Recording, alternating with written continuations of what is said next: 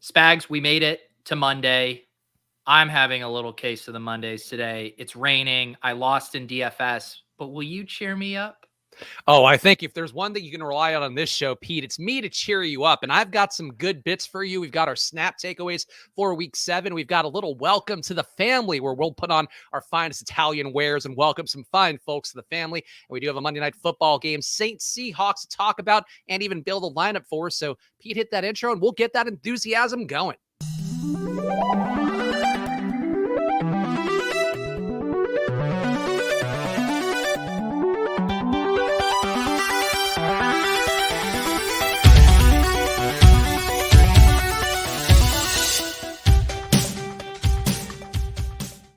How could you not get the enthusiasm going with that intro? Hello, everyone, and welcome to another edition of Splash Play, the fantasy football podcast for every game under the sun. And once again, I am Chris Spags, joined by your friend and mine, Peter Overzet. And Pete, I've been up since I had a meeting at 7:30 this morning on the West Coast, so we are fully mired in the Mondays, in the case of the Mondays. So how are you feeling now that we've gotten past the intro?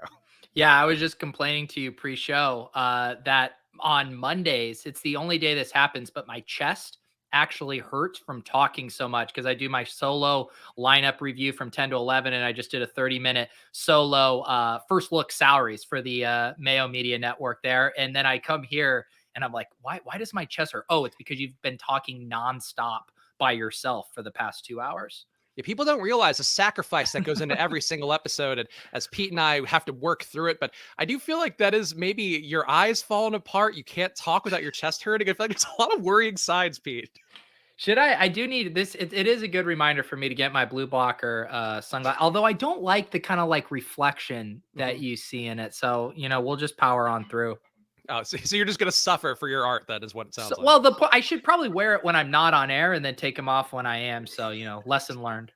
Well, either way, smash that like button. It's the only way we get Pete back to full health. That's what I'm going to use as our sales pitch here. And of course, make sure you are checking out the data over at footballoutsiders.com/subscribe. You're going to reference DVOA today. You'll hear DVOA talked about really across the entire industry. Every fantasy and betting show talks about DVOA. It's just one of those stats that are out there, and you can have it in your life for both the teams, the offense, the defense, as well as defense versus receivers. It's really helpful for some of the showdown slates like we're going to talk about with that Saints Seahawks game. So go over to footballoutsiders.com/subscribe. And check out their packages for just under $5 a month on there. Will help you be a better DFS player and really just know football better overall. And of course, make sure you are giving this very show 5 stars and a review on Apple Podcasts. I feel like the progress, Pete, has slowed down a little bit there, but we did get one more rating. And I just want to make sure we're doing the best we can to get new viewers on this show, because at a certain point, we are going to run out of our friends and people who watch the show every week to actually have on.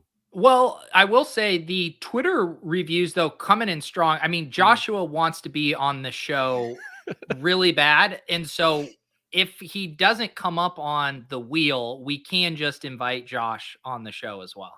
Yeah, Josh, one of our guys who's always in the chat as well, but you might have seen him on some of our Splash Play episodes hyping up Julio Jones. He's also doing well in NBA, and he sent me a DM on Saturday asking how I was doing for NBA DFS lineups, and I'm like, dude, I just do them. I'm just at that point I'm tuned out completely, but he is locked in, Pete, in a way that we probably need to be.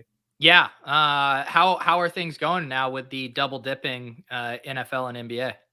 Definitely more expensive. You definitely feel when NFL is not running quite as well, which was the case for me last week. But it's nice for me for NBA. I feel like on any given slate, I'm pretty live to, if not take something down, at least have some entries in the top 100 that could run good and get there. And that was the case for me over the weekend too. So in that respect, I like it. I just feel like there's something to football. Like when you're right about something in football, you really feel it in your bones. You feel good about yourself. There's like an air of confidence that comes with it. Whereas for the NBA, it's just a numbers game. And if you're getting these things wrong night after night, you're probably screwing up in a major way. Right. Yeah, no, that is the thing with NFL, just with it, the plays end up being so binary too. It's either a guy's popular or not. Either he scores a touchdown and he's a great play, or he doesn't. It's you feel really good. You play Robert Tunyon's the perfect example. You play him at sub 5% ownership. He scores the touchdown. You feel like a genius. he doesn't, and he only gets 40 yards, you feel like an idiot. So that's what we love about NFL DFS. It is the nature of the beast, but let's talk about week 7 here. We're going to talk about some of the big performances that are going to matter the most for fantasy and betting, as well as some of the biggest disappointments of the week. And this is one, Pete, that I think we have in our Football Outsiders headline today, where they put together posts to promote the show. And the rookie QBs, I think we need to talk about, where Zach Wilson's going to be out the next 2 to 4 weeks amidst a 54-13 drubbing versus New England. Justin Fields goes for 184 yards, 0 touchdowns, and 3 interceptions at Tampa Bay, which is, we have more to talk about with the coaching scenario there, but that's one that personally disappointed me. And then we have Shanahan talking about the QB situation for San Francisco, where the headline on ESPN was Shanahan on sticking with Garoppolo. I guess so. So it's not great for Trey Lance either, it seems, for all these rookie guys. And Trevor Lawrence, I guess we can kind of leave out of the fray here. He's been perfectly solid, though not great either. But how are you feeling about the rookie QBs? Because I thought this class coming in based off the data, a lot of guys who threw the ball downfield, who did things were, really high accuracy guys. And just so far, we're not seeing it materialize in the NFL field in the way that I guess I kind of took for granted. Yeah, no, I mean, the rookie QBs have been brutal. I thought it was part of my draft strategy for both best ball and season long to target those guys. We've seen these quarterbacks who can rush specifically come out and be league winners right out of the gate. So I had high hopes. They were all like bunched together. The Trevor Lawrence, Trey Lance, Justin Fields tier, was hoping one of those guys could be a league winner. Even if you just hit on one of those guys in a big way, you're feeling pretty good. And to have all of these guys flop, Zach Wilson now hurt, Mac Jones has been fine, but it's not like he's separating from the pack at all. So yeah, it's disappointing. I still hold out just a little bit of hope that Trey Lance could finish the season strong, just because I think the setup there is really good in San Francisco, just with the weapons, how efficient that offense is. But yeah, it is bleak right now for us rookie quarterback truthers. Yeah, FF Doom in the chat saying, who would have thought Jamar Chase would be the favorite to win Rookie of the Year with all those QBs? And I think that's a pretty valid point to make too. And honestly, the one that's hitting me the hardest is the Justin Fields one, where everything I looked at for this guy, the rushing stats that Pete talked about, the downfield throwing guys into space, not relying on yards after contact, like you could point to Trevor Lawrence's numbers being reflective of. I'm just shook by this, honestly. And I think, Pete, I'll keep making these bets on the stretch. And it's so early, like we're not even really at the halfway point of the season because it is an 18-week season now. But I just feel like maybe you do have to have a little more patience, but it's hard to have the patience when these guys are getting meaningful reps in positive game scripts and it's just not working out. So I don't know. I feel like we need to talk a little bit too about the Bears coaching situation. Matt Nagy going to be out potentially this week with COVID. Special teams coordinator Chris Tabor is running meetings. And Pete, if there's one thing I could say, if Justin Fields were going to have a good week coming up here, I don't even know what the matchup is. They honestly might be on bye. I don't even know, but I would say the spot, getting Matt Nagy out of the mix for the Bears, maybe that is what solves everything wrong with Justin Fields. Honestly, that was my take too. Like I still have faith in, Allen Robinson, this offense. Like I liked Cole Kmet coming into the year. I mean, the run game has been fine. I do think Matt Nagy needs to go. His play calling is just so uninspiring. They played the 49ers. They're at home versus the 49ers this week. So yeah, I mean, part of me is just rooting for another Bears loss so we can get Nagy out of there. Yeah, Halloween game against the Niners, as Pete mentioned. So maybe you want to get back on track, and maybe Kyle Shanahan does get some gumption and goes with Trey Lance if Trey Lance is healthy to go, and we could get a rookie versus rookie battle, but not seeming like that's necessarily in the cards. Other big items to talk about this week: Tennessee's beat down to Kansas City is a big one. We have AJ Brown having his first big fantasy day of the year, 8 catches for 133 yards and a touchdown on 9 targets. Derrick Henry throws a TD. Patrick Mahomes snapped in half on a 27-3 road loss that got pretty ugly at points there, Pete. And I guess the question I have for you, is it time that we need to think less of Kansas City? Should we be thinking more of Tennessee? I feel like Tennessee for the last year and change, it's been one of these teams that if they get in the right matchup, they can beat you, or more importantly, they can give you really viable fantasy performances. Yeah, I'm hesitant to just completely write off the Chiefs. I know they look bad right now, but we've seen this team, do a lot with a little. When you have Mahomes, Kelsey, and Tyreek Hill, you can, patch up a lot of other deficiencies. So to me, this just seems like, early season woes. I always like referencing the Patriots too, in the Brady area, where people always wanted to write them off. They'd go and have that kind of catastrophic loss, early to middle of the season. Everyone's ready to, shovel dirt on their grave, and then they find their rhythm and they finish strong. So I actually don't have much long-term concerns about the Chiefs right now, but it was an awful look for them against the Titans for sure. So yeah, I don't know. I think the Chiefs are fine. Yeah, I think I would err more on the side of the Chiefs being fine, especially if Mahomes is going to be good to go. Apparently, it was more of the knockout blow of getting kneed in the jaw than it was kind of getting bent backwards in the way that it could be a neck injury. That's not the best, but that's not the case. It seems like he's expected to play then their next time out for the Chiefs. So keep that in mind. Don't panic. Don't pick up Chad Henne in the hopes that that's going to be something. But maybe feeding Travis Kelce might be more of a move, given that he's been kind of a less important function of the offense this year compared to how he was last year. One team, though, and a guy that we hinted at talking about for the rookie of the year, Chase, no pun intended, Jamar Chase, explodes for 200 receiving yards in a blowout versus arch rival Baltimore. It's now got the most receiving yards on a rookie's first 7 games with 754, which passes Anquan Bolden as one of my favorite personal fantasy seasons as well, that was just playing season long at this point, picked him up early on, and he was great that 1 year as a Cardinal. But this spot, Pete, you were big on Jamar Chase. You also do tend to, I think, favor the rookie receivers a little bit more in their upside. But Jamar Chase, I think, even amidst a rookie class that has a lot of talent, it's hard to argue that he is really just a once-in-a-lifetime prospect that's really being added as well, added value by being in lockstep with his QB, Joe Burrow, a guy that he did play with in college.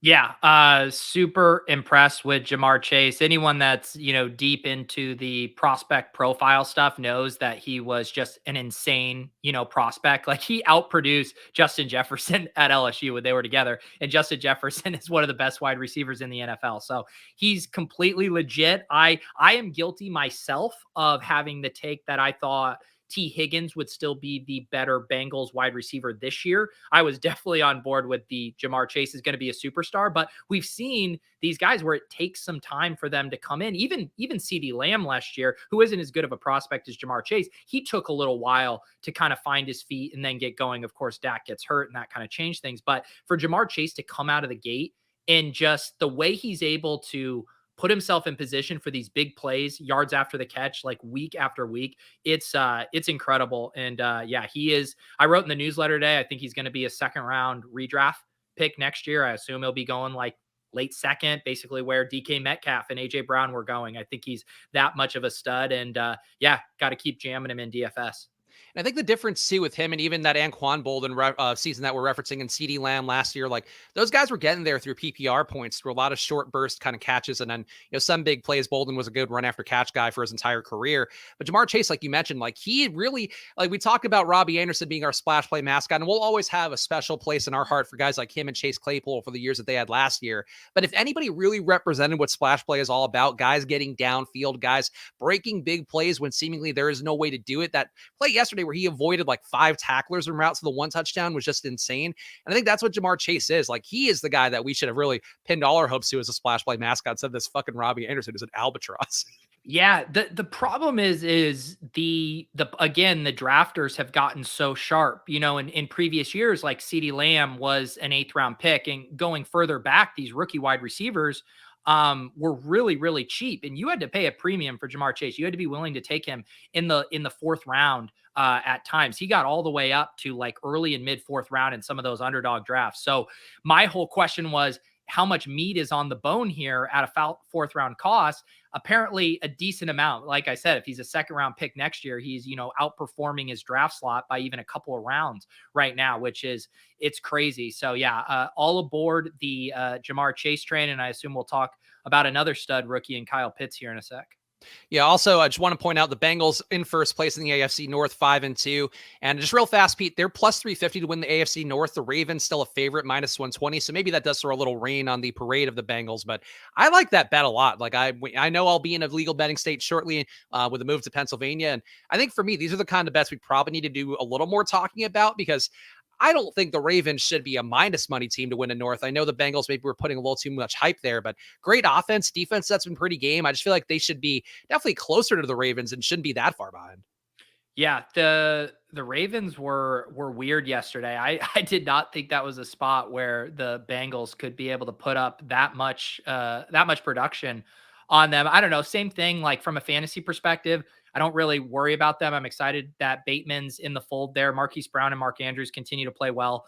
The most frustrating thing to me is just them using these bums at running back.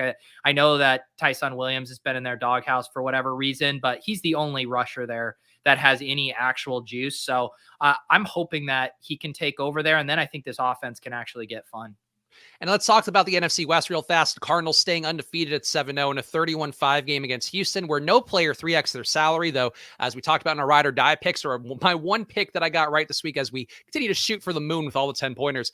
5 Cardinals were the top scoring players in that game, so something to keep in mind. But the Rams in their half of the equation for the NFC West, barely beating Detroit 28-19 on the back of Cooper Kupp with 10 catches for 156 yards and 2 TDs.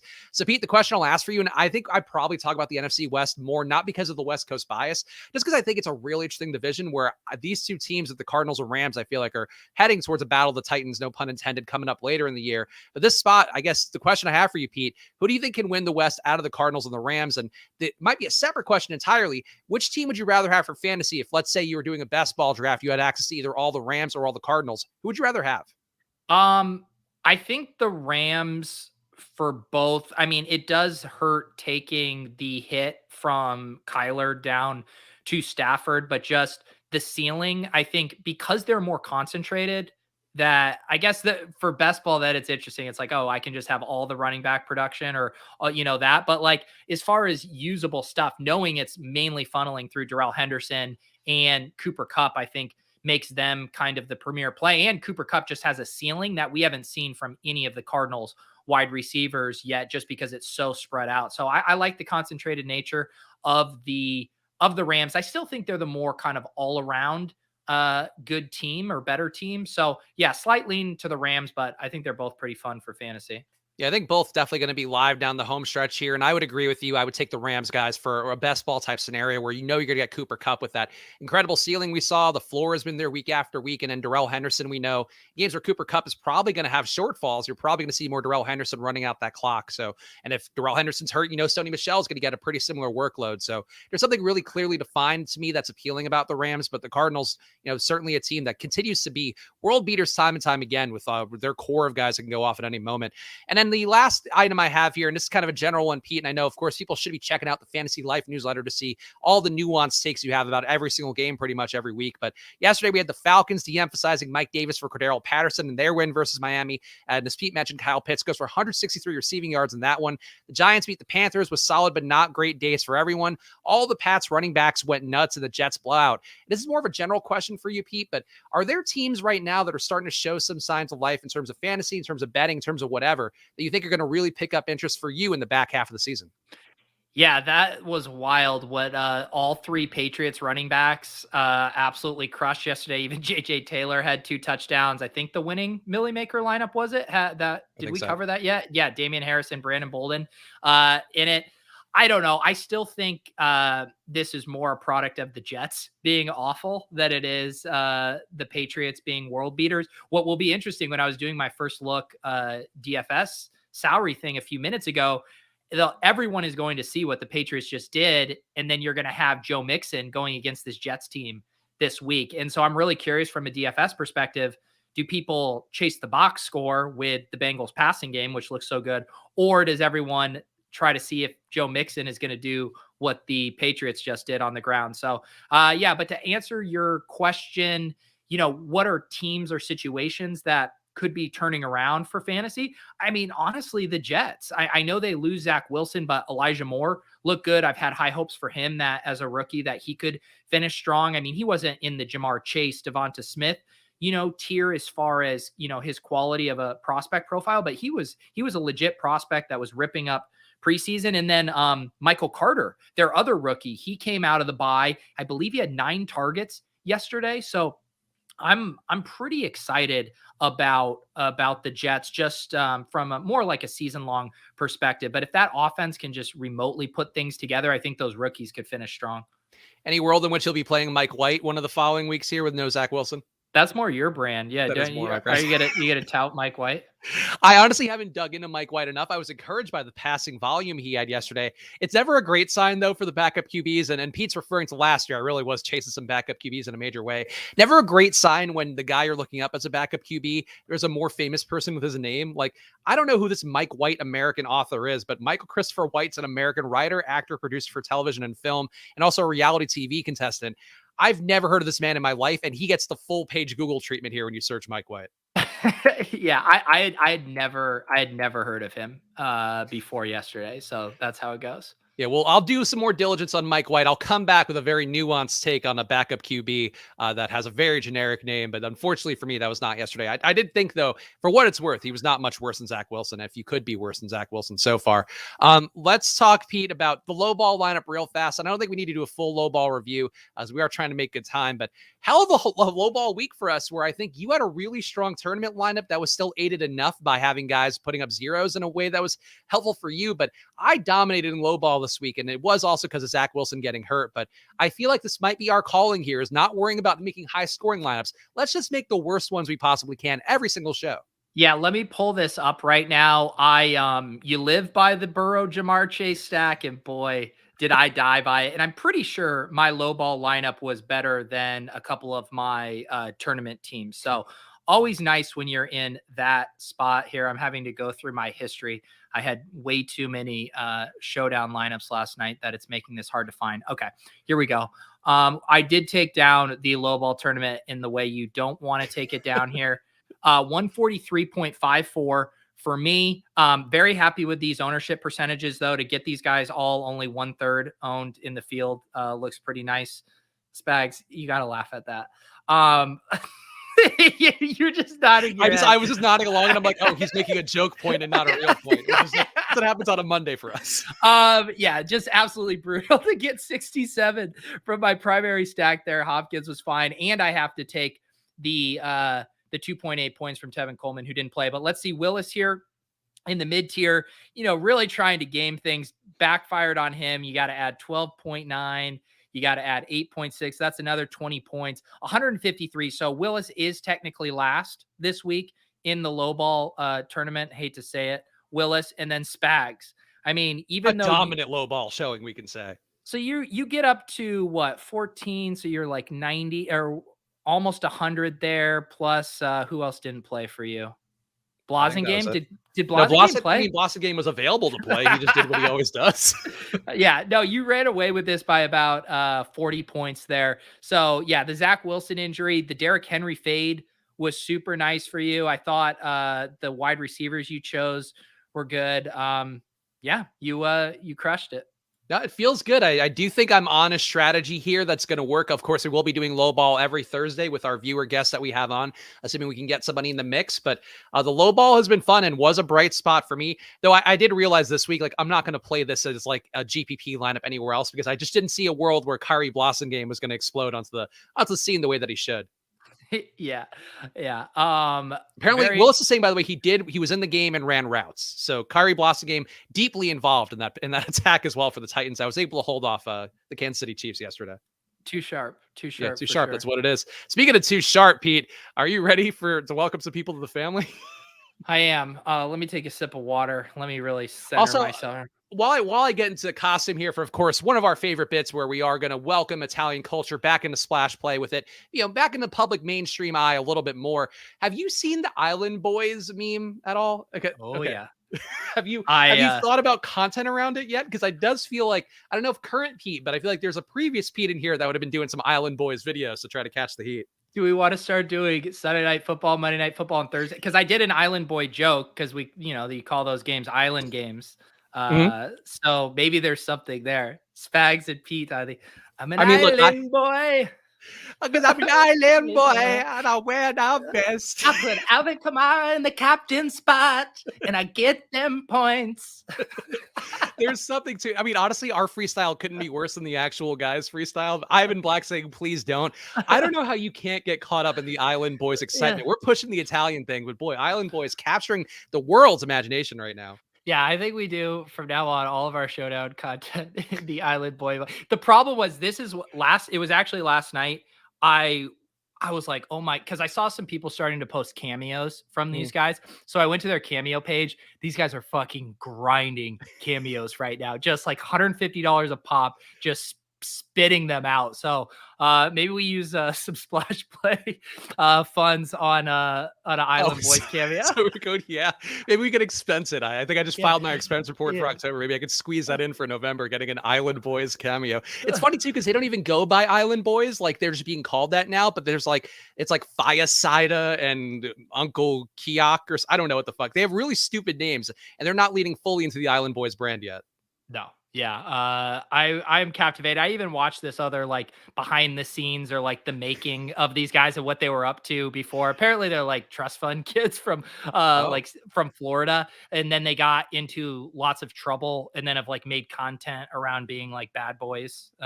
So I went deep down the Island Boy rabbit hole. I I know. was like, I did see there was a YouTube recommended video about their criminal background, and I was like, I don't know that I want to know. Like Trippy Red, I feel like is one of the guys that's like a rap guy that people probably know out there that I probably shouldn't be talking about as somebody in my mid-30s looking like I do. But I feel like there's a lot of these guys where it's like, oh yeah, they also committed grievous like statutory rape crimes and drug assault crimes, and it's like, oh, it's not as fun of a meme then when that's the case. But Island Boys, if you haven't caught the meme, please do it and prepare for us to figure out some angle to do this on the show. But today, Pete, it's time to welcome people to the family because Italian culture is back. Jimmy Garoppolo, Sunday Night Football. oh, Jimmy Garoppolo, dude, I was shoveling my mouth with the spaghetti, and I'm watching this guy ruin my underdog pick'ems. I was really chapped, but I still love that boy, Jimmy G. I'm never kicking him out of the family. Well, it's time. You know what, Pete? I know we got to welcome guys to the family, and let's start it out. I feel like Jimmy G's been welcomed once or twice before, but we got to welcome Jimmy G back. Handsome Jimmy once more. Yesterday, Sunday Night Football, throws 2 INTs, only 1 touchdown in his return to action on Sunday Night Football against a weak Colts defense. And you know what, Pete? Kyle Shanahan, Big Kyle over in the Bay, he's keeping his job. It doesn't matter what he does out there because he's a made man, and that's the kind of guy we want in the family. You could fail upwards here in this family, so there you go, Jimmy G. Handsome Jimmy, welcome to the family, my friend. Oh, Jimmy G. I don't like it, but I'll allow it. But here, let me welcome a true guy to the family, not some poser like Jimmy G. I want to welcome one Mr. Foster Moreau. I don't know if you heard, but Darren Waller got injured on Saturday, didn't play, and this guy Foster, Island of Morocco, steps in, puts up a 660 for one line. I was trying to squint at the TV screen. I was like, is that Darren Waller? No, that's Foster Moreau. The point I'm trying to make is they look the damn same. Spags. Okay, Foster Moreau, welcome to the family. Tight ends are replaceable. You're the next great one. Well, I already welcomed his coach last week, but I was going to welcome Rich Bisaccia of Big and Rich in one more time because he's 2-0 as a Raiders coach. Great Italian Americano, though I have not fully researched his ethnic background. I could only assume with the name Bisaccia sounds like a fine breakfast treat, and I think that's what I'm going to stick with for him being Italiano. But I agree. It's like replacing a bottle of Rayo's sauce with a bottle of Ragu. That's what happened when you got Darren Waller going to Foster Moreau, and yet Big and Rich comes through one more time. He's 2-0, Pete. This is huge. Jimmy G can't lose his job. And Rich Bisaccia 2-0, the Bay Area, or the former Bay Area, thriving with Italianos, true paisans. Wow, thank you. I thought Foster Moreau was my guy, and you're really trying to steal my thunder there. Well, I also had prepared a Rich Bisaccia bit because I think he's going to get welcomed to the family every week because he keeps winning, and his name is Rich Bisaccia, as we discussed. Here I thought you were improvising all of these like you used to tell me. Little did I know you got them all written down. Well, and then there's loose notes in the segment sheet, Pete. If you ever pulled it up, you'd see the kind of prep work I do. Just generalities, really. And speaking of, Pete, because that was just me tagging on to yours. Why don't you welcome a teleprompter to the family over there? My God. I'm also going to welcome Terry McLaurin, the F1 Ferrari, a true paisan, catches 7 balls, 122 yards, and a tutty on 12 targets with an array of throws forced his way for the 4th most air yards in Week 7. Great data in addition to great Italiano impressions, but getting it done with Taylor Heineke, that is a true sign of character, Petey Overs, and that's why I'm going to say Terry McLaurin, the Ferrari, back in my garage. Welcome to the family. Hey, real creative, Terry McLaurin. Did you have that next to your billboard with Kyle Pitts, too? Any other superstars that literally my grandma, and God rest her soul, we miss her so much. Even she knows about Terry McLaurin. I mean, come on, buddy. Let me welcome someone that's actually a new kid on the block, a guy that I blew all my fab for in Week 2, but it's Eli Mitchell season. Come here, Eli. I want to give you a big hug that almost kiss on both cheeks. It sounds you're starting to kiss. Did you write down Elijah Mitchell on your sheet too? Is this why you're getting all worked up? You're gonna steal mine? You're just gonna read it? No, I just want to give guys kisses on the cheek, masculine kisses for a masculine man. That's anyway. Go on, please, Pete. The floor is yours, Petey Overs. The thing that's sometimes hard about giving these guys kisses is trying to do it through the helmet. You know, you try to pucker up. There's the face shield, so sometimes you got to get your tongue in there, right? You gotta get your tongue, and then you get right through the face mask shield, and you lick that guy's face, and you welcome him. Sometimes he's got to lick a face. That's what we always talk about in the corner with the boys. I'm done. Is that it? Okay, I didn't realize I didn't want to step on your bit because I felt like I was perhaps encroaching a bit too much with my exuberance for the character work. But I got one more guy to welcome to the family. And if you've been watching this show, if you watch anything, Sal Vetri was on the show, another true paisan. We talked about our days doing the XFL, and it was just great to see this guy one more time. PJ Walker, the Houston Roughneck. Sam Darnold gets benched. PJ Walker comes in, throws for only 33 yards. But with the Rock too busy mainlining PEDs with tequila, this is the closest we get to the XFL back. My own Peter, PJ Walker. He's in our lives. He probably won't play again, but if he does, what a moment for us. Hey, that was really cute. I know the team's already come out and said Sam Darnold is their Week 8 starter, but it was cute. And I'd hate for you to have to write something down here real quickly that you'd have to read off. So great job on the PJ Walker. I love it. Hey, he could come back at any minute as Sam Darnold. Sammy Sunshine don't like throwing them touchdowns, as we call them back in the family. Are we done? You got one more, Peter? Yeah, of course I got one more. You guys watch these Patriots guys? Everybody likes Damian Harris. Everybody likes J.J. Taylor. All the slappies want Ramondre Stevenson to be a thing. But it's my guy, Brandon Bolden. I think it's time we welcome this guy to the family. He does it all. 6 through 79 through the air. Finds the end zone. He's a journeyman. He does it all. He's the tried and true. He's like my relationship with Vinny, okay? No matter how much he fucks me over, no matter how much he backstabs me, he keeps coming back, okay? And that's what Brandon Bolden is. He never goes away. Is he, who's this Vinny character? What's he doing? I don't want to talk about Vinny. That guy backstabs me left and right. Well, the thing about Brandon Bolden, the way we do these accents here, you could say the text on the page would also be marked in bold, and that's why he's so bold. Is Brandon Bolden? He's bold in the text to indicate we are, in fact, doing Italiano accents, gabagool, etc. Thank you. Thank you. All right, so of course, this bit brought to you by the Pasta House Company. I always forget to promote our good friend Frankie P, who was on the show, but we couldn't do this bit if it weren't courtesy of him owning an Italian restaurant and having his family out there. So that's why, welcome to the family. That's where you're really part of the family. It's over at the Pasta House Company, Pete. I'm doing free plugs for people in character. Wow, what a show we do. Hey, man, dude, the possibilities, you can barely imagine them. Oh, Mano, you can't even imagine them. It's okay. I'm sweating too. There's too much. Somebody called me fat in the YouTube comments the other day, which I don't know if you saw that, Pete. It hurt me a little. Yeah, I did. I thought I just like, seriously, like first, I didn't even indulge it. I saw it and was like, you know what? It's a fair point. It's also, I've realized that the backwards hat is slimming. So that's something to keep in mind for all you DFS content creators out there. If you want to keep yourself aligned, always wear a backwards hat. Madon. Yeah. Man, I can't imagine how broken your brain has to be to comment on other guys. Shame somebody on the internet, Pete? Who could do that? What kind of monster must you be? Goodness. All right, it's time. It's time for the I don't know. It's time for the waiver wire snake draft. We had to get our energy up for the show, but now my energy is probably too high. But every week we do the earliest waiver wire show in the entire world, where we talk about our waiver wire pickups, all the ones that are under 80% owned on ESPN leagues, and of course we do use Sam Wallace's RotoViz article where he does a lot of the great legwork for us, so we don't have to know who actually is over 80% owned and who isn't.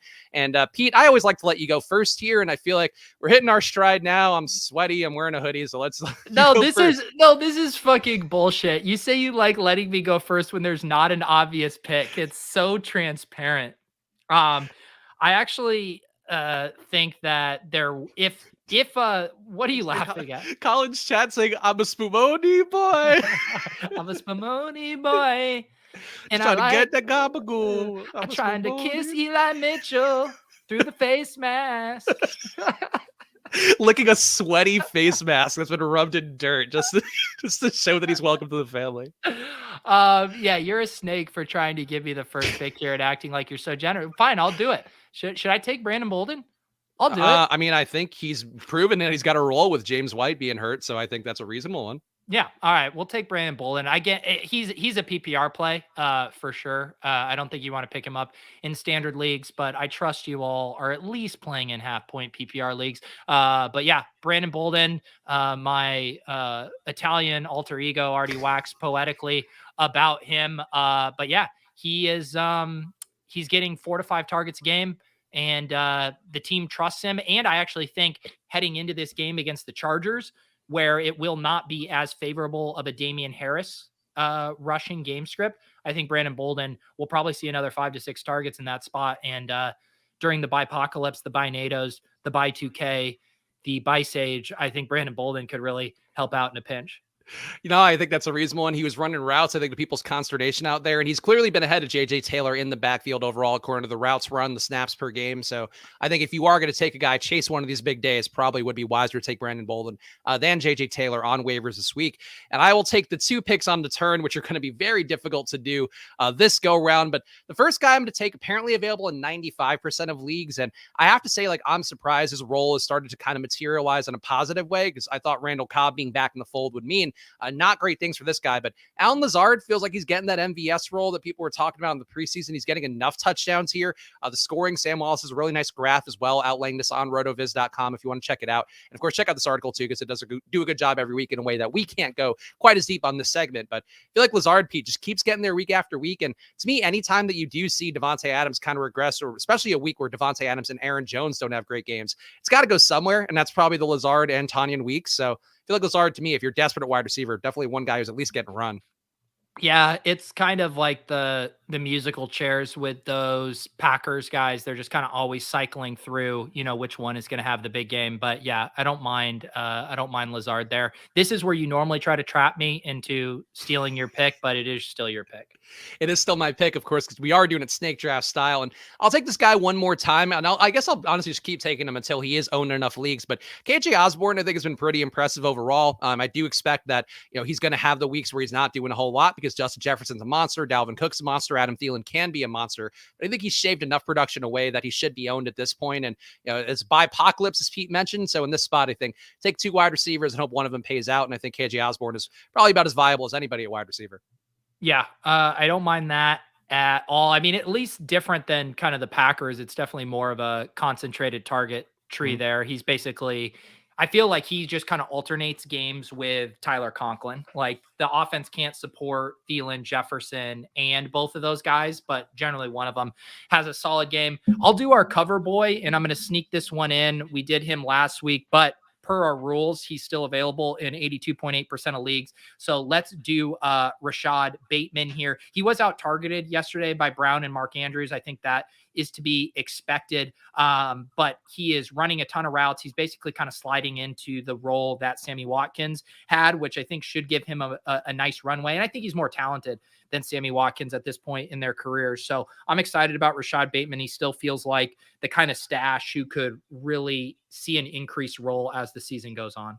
Did you see a related point, but I think one that kind of does enhance your case on Bateman? Did you see how many air yards Marquise Brown had in that game yesterday?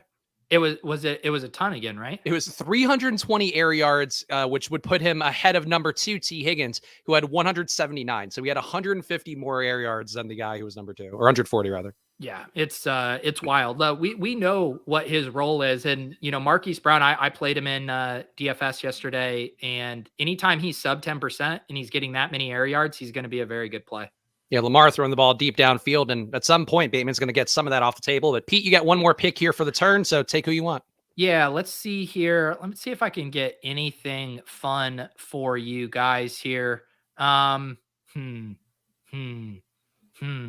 island boys out there? I need an island boy on the waivers now. I need no one to play, and someone's got to fill a roster spot. I need a bell cow back at a rock bottom price. So what's your pick? All right, I'll do Darius Slayton. He's been filling in now and is back healthy. And we had Golladay, Shepard, and Kadarius Toney, who all missed last week. Saquon Barkley still out. Darius Slayton, I know Dante Pettis was the one who, found the end zone yesterday, but it's really that outside role that's been really valuable. I martingale Darius Slayton on this show many times last year. And as long as Kenny Golladay is out on the outside, I think he's going to be their kind of dynamic, deep threat. So I'll say Darius Slayton. He has 22 targets and 102 receiving yards in his 3 healthy games this season. So that's nothing to turn your nose up at. Yeah, I think people were chasing Dante Pettis. I did play a little more Slayton yesterday. Both ended up being okay, but not great plays. But I do think Slayton has a little more of an ability to have that upside because we've seen it happen enough times with Daniel Jones in the past. I'm going to go with one more receiver. I guess maybe two more. We'll see how it goes. But Van Jefferson is just somebody I feel like I got to plant a flag for. I keep playing him every week, and there are definitely some weeks where it works out, some weeks where it doesn't. But I think he has enough of a share in this offense where, kind of like we talked about with KJ Osborne, where one of the stars does fall a little bit under, just underperform overall. Van Jefferson is going to be one of those guys that picks it up. And Higbee, I think, is getting more of a buzz this week. I know our guy John Daigle is posting about some of the target shares for Tyler Higbee in games without Johnny Munt. But Van Jefferson, to me, just running a lot of routes, seemingly is ahead of Deshaun Jackson pretty safely now. So a young guy, Pete, a young enough guy, rather, that I feel like he can still have some upside here and maybe even sees a little more away from Robert Woods. Yeah, he's on the field a lot. He's not a guy that I I want to have to start in season long leagues, but in the Binatos, the Bipocalypses, the Bimageddons, the By2Ks, the Bisage, sometimes you have to start a Van Jefferson. All right, I got one more though. So unless you want to give me who I should take. No, I'm not going to say it because I know you'd steal I it will right take away. one that's actually not on the road of his article, but I know he's going to be lower owned. You got to take Boston Scott at this point too. And he probably could have made the case to go a little bit higher. Kenneth Gainwell is going to be the one that's available. And it looks like 74% of leagues out there. So the more obvious name, but Boston Scott, we saw get some end zone looks yesterday, was meaningfully in the mix when Miles Sanders was hurt. And I think Gainwell is going to be used more as the pass game guy. Boston Scott has shown that he can actually yield a decent workload. So I don't have a ton of faith here. We've talked about Jalen Hurts and how he kind of hurts running back production in the past, as most mobile QBs do. But Boston Scott, we've seen have outlier days before. And I think it would be logical to me, Pete, if they did rely on him a little bit more than Gainwell. Yeah, I think that's interesting. I think if Sanders does miss time, Boston Scott, I doubt they'll want to give Kenneth Gainwell like the full bell cow status. Boston Scott probably get some more of the carries, and it'd probably be more of a 50-50 split between those two. So I think that's a sharp call to stash Boston Scott now.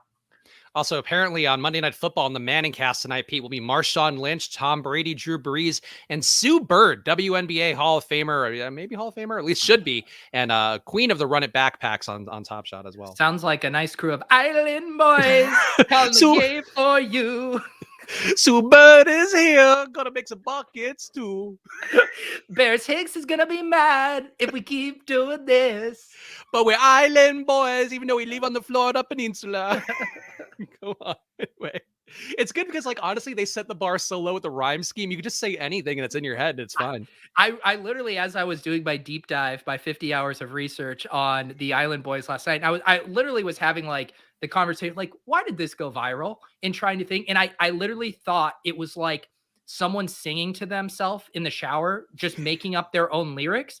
And that it was extremely relatable, where there's just enough of a melody that you convince yourself it sounds good, just enough.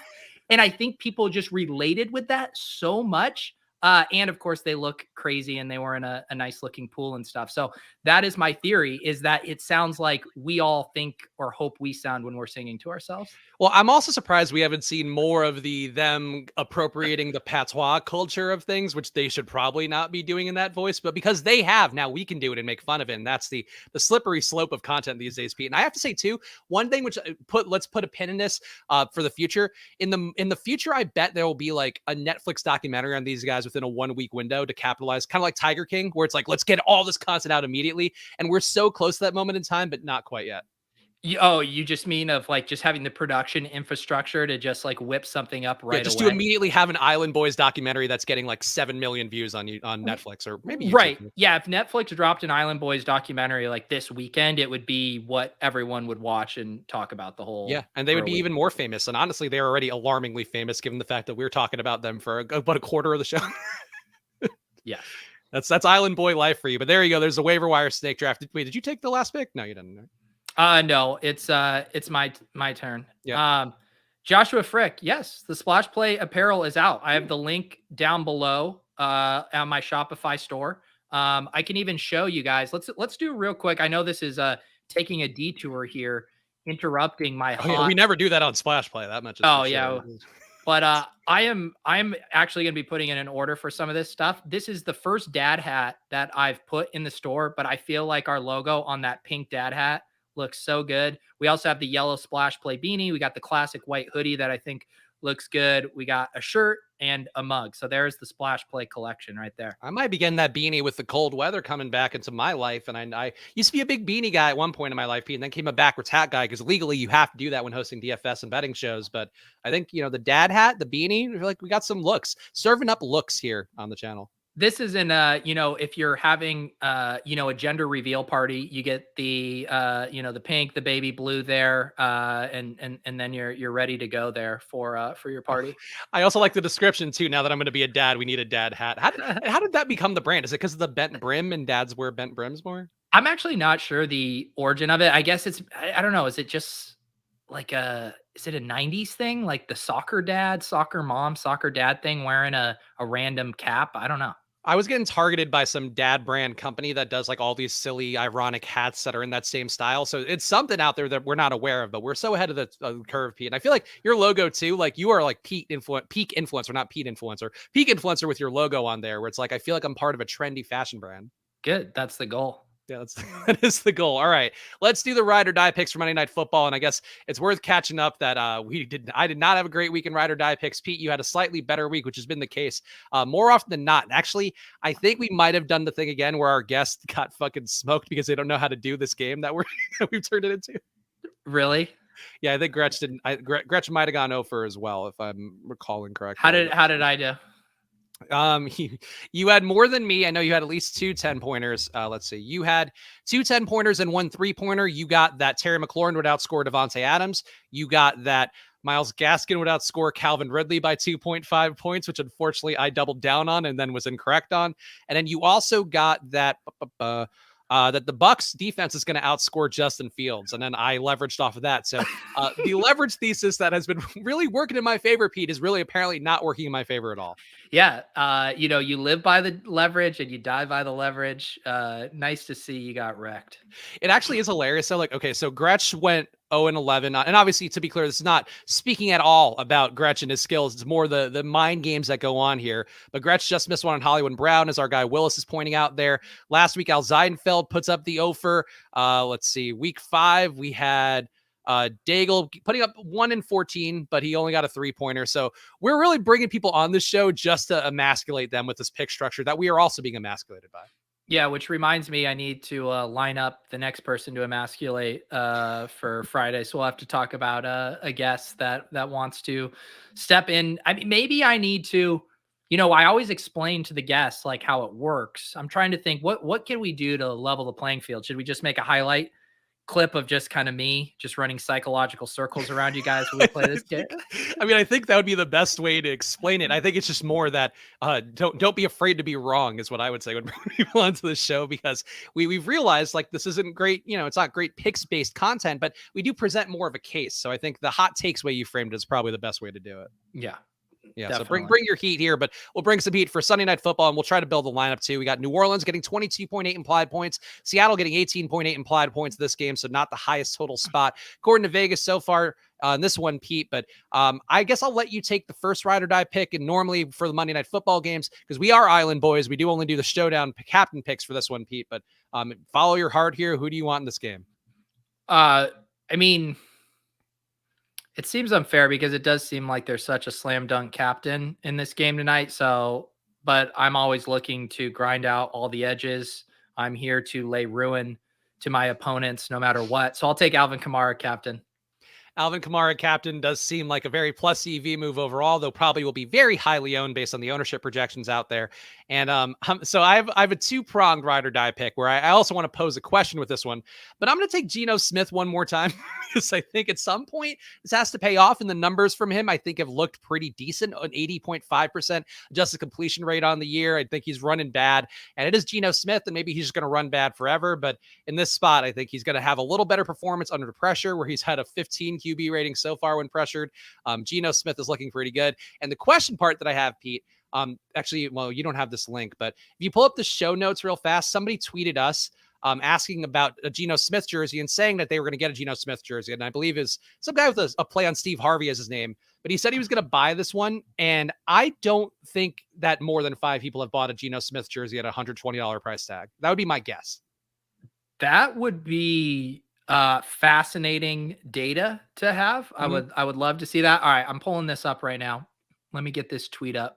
Yeah, so if you want to go on our Splash Play Twitter page, you can see the reply there where I asked if it was Geno Smith season again, and then Heave Starvey is the guy's name at JJ Drummond said, "Fuck it, bro. Everyone eats tonight," and apparently teasing that he's going to buy a Geno Smith Nike College Navy game jersey for $120. And again, I put the over under at 5, maybe 10, but it can't be more than that.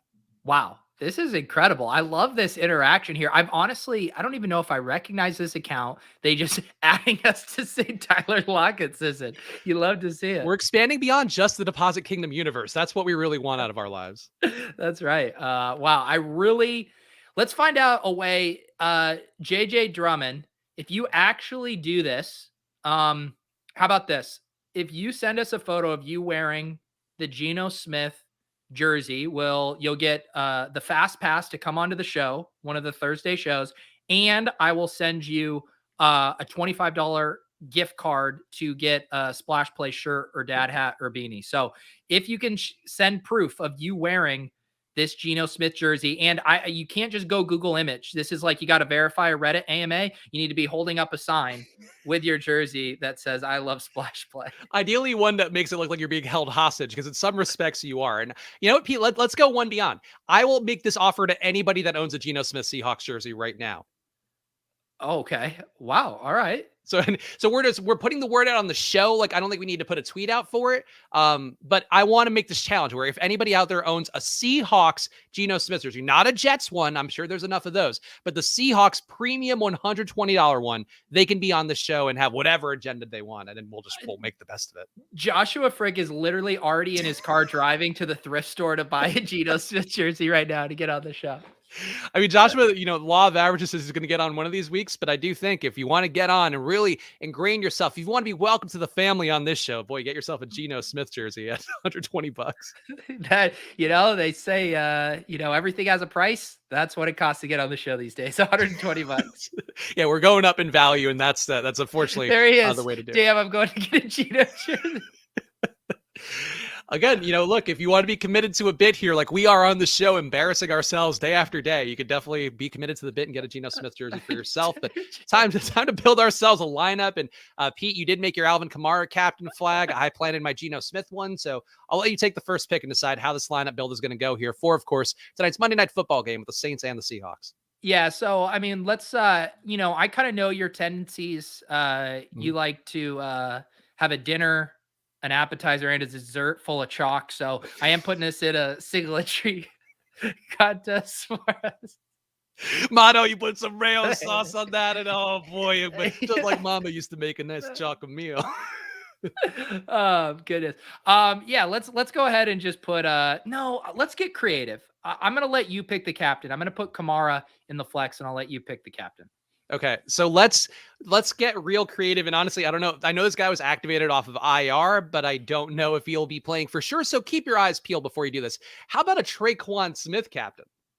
Good God. How about like one of the receivers, if you're gonna do that? Like, Traquan is a receiver. No, I mean like one of the good receivers. Like even Marquez Callaway looks fine. Metcalf, Harris tonight worth pointing out too, as you can see on the screen. How about Callaway if you want to go that route?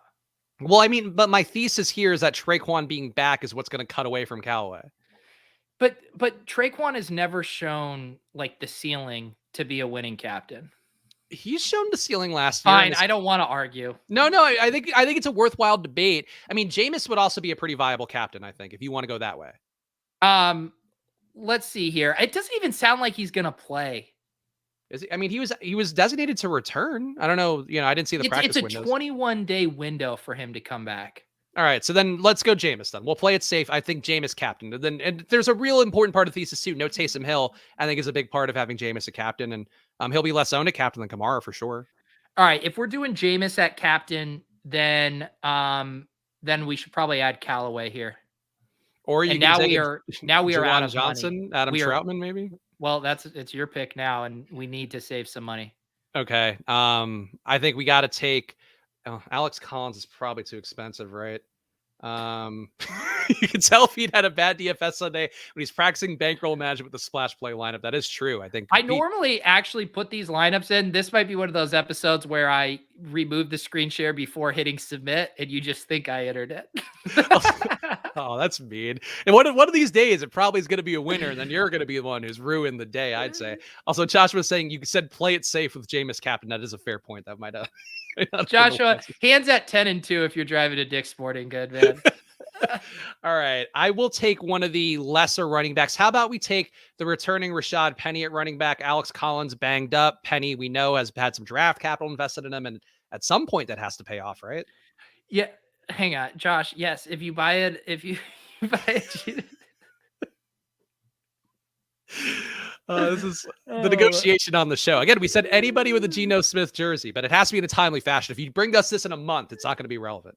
Yeah, so make sure if you're buying it on eBay there, you're paying for expedited shipping. But it has to be the premium version, though. Can't be a shitty child's version. Just want to be perfectly clear. Yes, thank you. I hope we're being perfectly clear there. Mm-hmm. All right, so if we are stacking up, I do agree with the idea of we probably need another one. It looks like both Juwan Johnson and Kenny Stills look like they could be viable cheap. Let's go with Johnson here. Okay. Yeah. And Kenny Stills, I think, certainly in the mix as well. And I'm honestly kind of surprised that this is a 4-point line favoring the Saints on the road, which makes me feel like maybe we can get away with the Saints onslaught here. Is that, I mean, do we want to go Saints D and just assume that Geno completely shits the bed after I made him my ride or die pick? I don't know if I don't mind the Saints D play, but probably not with Rashad Penny. Like RB2s do not correlate well with opposing defenses. Well, do we want to switch to DJ Dallas and get off Penny? I don't have any love for DJ Dallas. Would you rather have Collins? Yeah. Okay, so switch off Penny and go to Collins. Okay. And then we'll have a little bit of money left and we'll have to take one of these flyer guys. We could do Kenny Stills, I think, right? Oh, yeah. That'd be good. Oh, so no. We're really going to Jameis sprays it around. We're 300 off. Oh. I'm telling you, if we just put Callaway in captain and we bring Winston down to flex. If you want to do it that way, that's fine. If we're going to assume Traquan doesn't play, I think that's a more logical move. If Traquan does play, I would try to flip it back the other way. I don't think Traquan's going to play. Okay. I don't know. He's a big-bodied guy who does similar things, which I think has cachet in this industry of ours, in this showdown world of ours, this island boy world of ours. It's a shitty lineup, but that's what we do. I don't, are people going to really be doing Onslaught New Orleans tonight? Because I do think going Onslaught Seattle seems like it could be the move just to get different. I can't see the emojis when I pull them up on stream, but I just love seeing the name on it because it doesn't show. And to be clear, it is the island. It's me in the money hat. It's the island, and then it's you in the dumpster as the emoji on the channel. But I don't want there to be a Spags trash emoji. I just like seeing the name of the emoji and not actually seeing it. Matt Smith saying touts have been trying to make Penny a thing for years. It's sad. To be clear, I don't believe in Rashad Penny either. I feel like everybody's trying to make him a thing, and he was cheap enough. Yeah, no, I'm definitely who's been making him a thing, and it's so sad, Matt. It's really sad. I'd rather have DJ Dallas personally, a guy who they try to get out of here a good amount of the time. He's involved. Get out of here. All right, Pete, what are the plugs for you? We survived this Monday show. We did too much Island Boys content, and boy, there might be more to come. First of all, actually, let me do the plug. Hit the like button, whether you're watching on Pete's channel or the Splash Play channel. That is an important thing to do. Do that for all your favorite YouTube creators or just people you tolerate and hung out with for an hour. Just give them a like because it does help us out, get seen by more people. Pete, what's your schedule coming up? I'm doing an island show at 7:30 tonight. Showdown Cram at 7:30. I've been having a lot of fun with those, using the Sims, coming up with the best leverage plays relative to ownership in the Sims. So yeah, I'll be doing that at 7:45 tonight if you want to cram and make some Showdown lineups. So go check that out. Of course, subscribe to Pete's channel, subscribe to the Splash Play channel. Make sure you're also going over to footballoutsiders.com/subscribe to get their data in your life. DVOA, we talk about a lot, and a lot of people out there talk about a lot, but they have some other great tools and data points to look at. And again, make better lines, especially for Monday Night Football, where you can see all these different angles. An important thing to do for yourself. Follow at Splash Play Pod as well. Give us 5 stars and review an Apple Podcast. If you want to be on the show or buy yourself a $120 Geno Smith jersey, whatever makes you happy, please do that. And check the link in the description to see our new Splash Play shop that Pete so lovingly crafted for all of you guys out there. Some fine things out there to go buy for yourself and wear proudly across the world. We'll be back Thursday, 2:30 Eastern. And of course, we'll be doing the low ball. We'll do all the stuff that we do on Thursday. We appreciate you guys for watching. See you then.